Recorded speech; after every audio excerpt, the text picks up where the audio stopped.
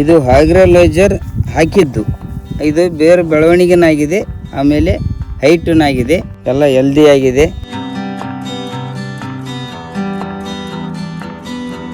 ನನ್ನ ಹೆಸರು ಬಸಲಿಂಗಯ್ಯ ಹಿರೇಮಠ ಅಂತೇಳಿ.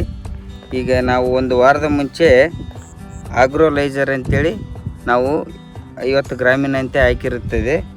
ಹಾಕಿದ ಒಂದು ವಾರದಲ್ಲಿ ಬೇರಿನ ಬೆಳವಣಿಗೆ ಚೆನ್ನಾಗಿ ಆಗಿ ಹೊಸ ಇದು ಬೇರು ಬಂದಿದೆ, ಹಾಗೂ ಬೆಳವಣಿಗೆ ಚೆನ್ನಾಗಿದೆ, ಎಲ್ಲ ಹೆಲ್ದಿ ಆಗಿದೆ.